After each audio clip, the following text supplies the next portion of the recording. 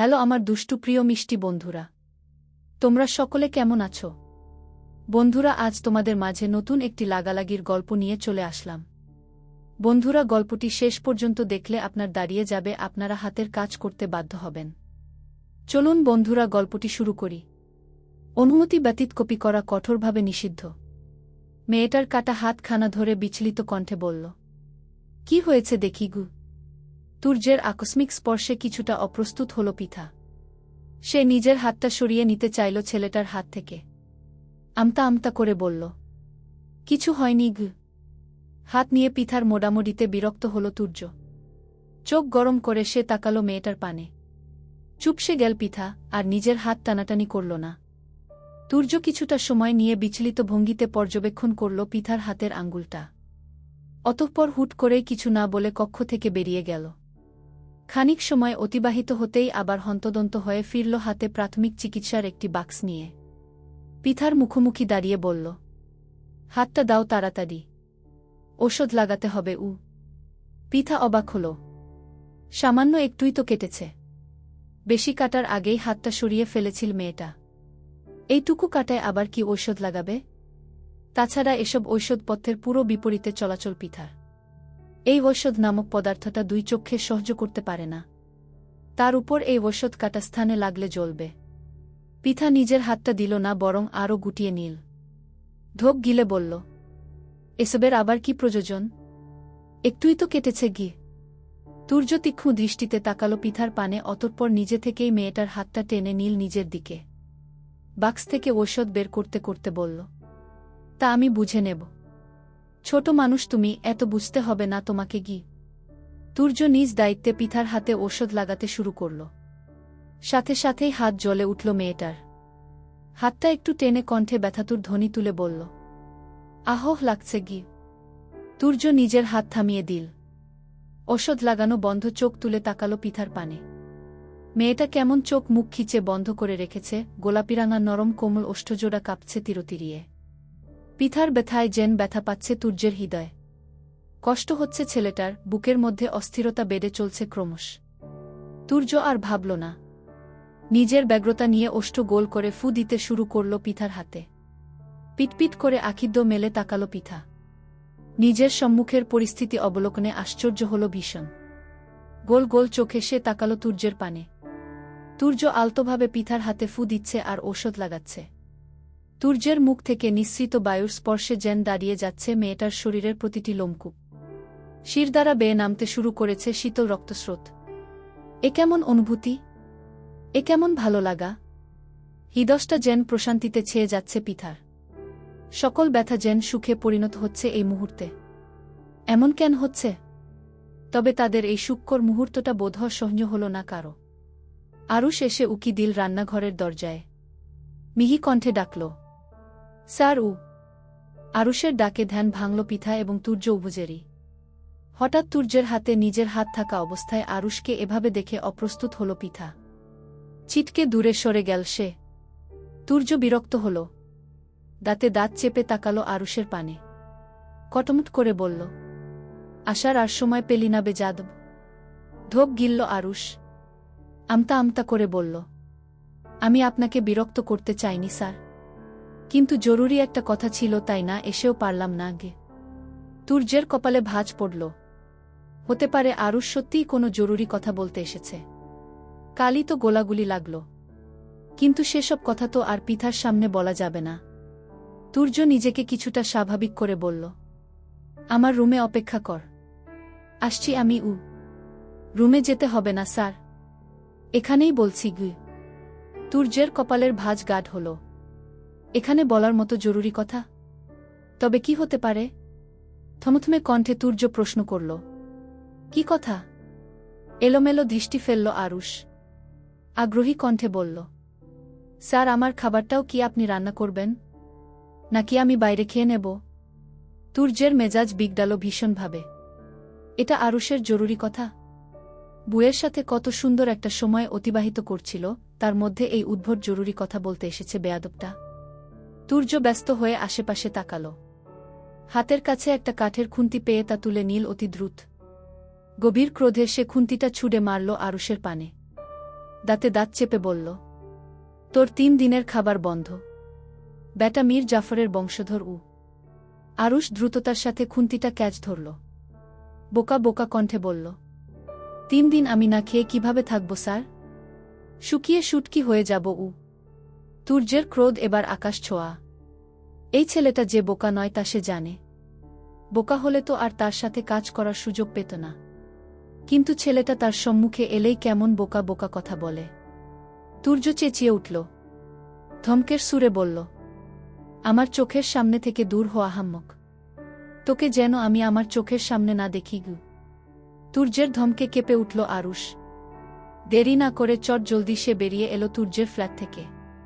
তুর্য এই মুহূর্তে যে পরিমাণ রেগে আছে তাতে তাকে কাঁচা চিবিয়েও খেয়ে ফেলতে পারে। জান বাঁচানো ফরজ। আগে নিজের প্রাণ বাঁচানো, তারপর অন্য কিছু। অবশ্য আজকের মতো যতটুকু প্রতিশোধ নিয়েছে এতটুকুই যথেষ্ট। সব সময় তাকে শুধু মীর জাফরের বংশধর বলে মুখে ফেনা তুলে ফেলে।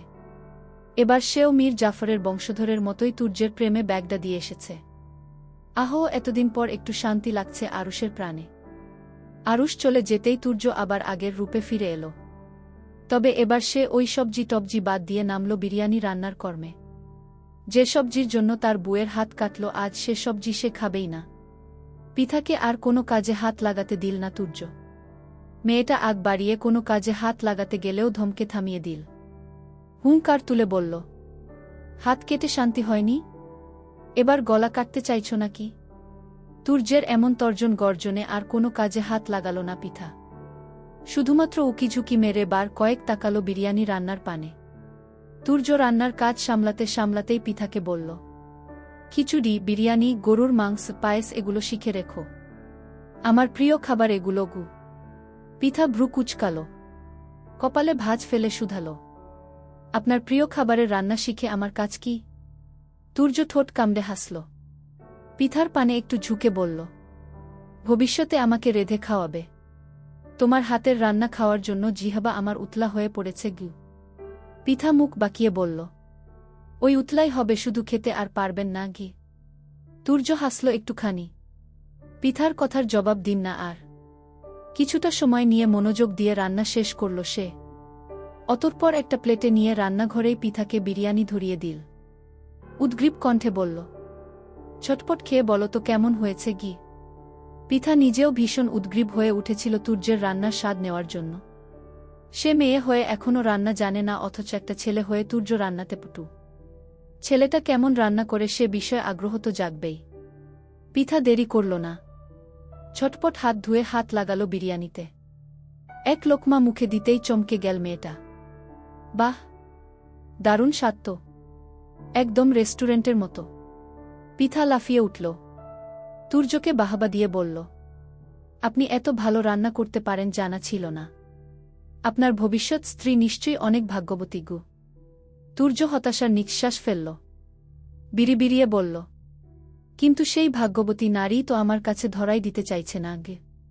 পিঠা শুনল না তুর্যের বলা কথাগুলো। সে মনোযোগ দিল বিরিয়ানিতে। খেতে খেতে হঠাৎ মেয়েটার মনে পড়ল সময়ের কথা। সেই কখন সে এ বাড়িতে এসেছে। নিশ্চয়ই বাড়ির মানুষ চিন্তা করছে, কিন্তু কল তো দিল না কেউ। নাকি দিয়েছে কিন্তু সে টের পায়নি। পিঠার চিন্তা হল, এতক্ষণ সে বাড়ির বাহিরে। বাবা ভাইরা যদি আবার বকাবকি করে। মেয়েটা কোনো রকমে নাকে মুখে বিরিয়ানি শেষ করে উঠে দাঁড়াল। হাত ধুয়ে তড়িঘড়ি করে তুর্যকে বলল, আমি এখন আসি। অনেকক্ষণ বাসা থেকে এসেছি, বাবা বকবেন উ। কথাটা বলেই ব্যস্ত পায়ে কক্ষ ত্যাগ করল পিঠা। তুর্য এলো পিছু পিছু। মেয়েটা ততক্ষণে বসার কক্ষের সোফা থেকে কাঁধ ব্যাগটা তুলে কাঁধে ঝুলিয়েছে। তুর্য ওষ্ঠ ফাঁকা করল কিছু বলার জন্য, তবে তাকে থামিয়ে দিল পিঠা। আসছি কি বলে তড়িঘড়ি করে হাঁটা ধরল দরজার দিকে। তবে দরজা পর্যন্ত যেতেই কি মনে করে থমকে দাঁড়াল।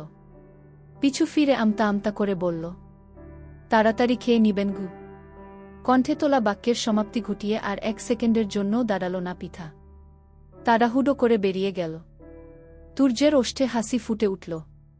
যাক, তার বউ অন্তত তার খবর রেখেছে, মনে রেখেছে তার খাওয়ার কথা। এই মুহূর্তে এর থেকে বেশি আর কি চাই? 2-3 দিন গড়িয়ে সন্ধ্যা প্রায়। আকাশের সূর্যটা হেলে পড়েছে এক কোণে। রক্তিম বর্ণ ধারণ করে সে প্রায় ডুবু ডুবু। তুর্য ড্রয়িং রুমে বসে বসেই ল্যাপটপে কি যেন করছিল। এর মধ্যেই কোথা থেকে হন্তদন্ত হয়ে হাজির হলো আরুষ। হাঁপাতে হাঁপাতে বলল, স্যার, সর্বনাশ হয়ে গেছে গু। তুর্য আরুষের পানে তাকাল না। ল্যাপটপের পানে দৃষ্টি রেখেই বলল, দুপুরে তুই আমার যে সর্বনাশ করেছিস এর থেকে বেশি সর্বনাশ হয়েছে। আরুষ বিচক্ষণ ভঙ্গিতে মাথা নাড়ল। কণ্ঠে জোর দিয়ে বলল, আলবাত হয়েছে। সর্বনাশে সর্বনাশে বিধ্বংসী সর্বনাশ হয়ে গেছে স্যার। তুর্য ভ্রু কুঁচকে তাকাল আরুষের পানে। থমথমে কণ্ঠে প্রশ্ন করল, কি হয়েছে? আপনার শ্বশুর কোনো এক শিয়ালের সাথে আপনার মুরগির বাচ্চার মতো বুয়ের বিয়ে ঠিক করেছে। তুর্য চমকাল, থমকাল। কি বলল আরুষ এটা? পিথার অন্য কারো সাথে বিয়ে? যে মেয়েকে অন্য কারো সাথে সে কল্পনা পর্যন্ত করতে পারে না, তার বিয়ে? তুর্যের বুকের ভিতরটা মুচড়ে উঠল। সে ভেবেছিল পলাশ শিকদার বা পিথার পরিবার তাকে মানবে না, ঝামেলা করবে, কিন্তু বিয়ে পর্যন্ত যাবে এ কথা সে কল্পনাও করেনি। তাছাড়া পিথার সাথে তার তালাক হয়নি। তালাকহীনা একটা মেয়ের বিয়ে ঠিক কিভাবে হল? তুর্যের চোয়াল শক্ত হল। চোখ দুটো রক্তিম বর্ণ ধারণ করল মুহূর্তেই। হাত দুটো মুষ্টিবদ্ধ করে দাঁড়াল সে। দাঁতে দাঁত চেপে বলল, কোনো রাজাকারের এত সাহস আমার বুকে বিয়ে দিবে? আমি তুর্য চৌধুরী আজ এই মুহূর্তে আমার শ্বশুরের বিরুদ্ধে মুক্তিযুদ্ধের ঘোষণা দিলাম। থামল তুর্য। আবার বলল, এবারের সংগ্রাম পাওয়ার সংগ্রাম। এবারের সংগ্রাম মুক্তির সংগ্রাম। বেহায়া যখন হয়েছি, বেহায়া আরও হব। তবুও বুকে মুক্ত করে ছাড়ব ইনশাল্লাহ। তোদের যার কাছে যা আছে তা নিয়েই যুদ্ধে ঝাঁপিয়ে পড় আরুষ। তুর্যের কথা শুনে আরুষ তড়িঘড়ি করে নিজের প্যান্টের পকেটে হাত ঢুকাল। দুই পকেট তন্ন তন্ন করে খুঁজে পকেটের পাতলা কাপড় বাইরে বের করে রাখল। অসহায় কণ্ঠে বলল,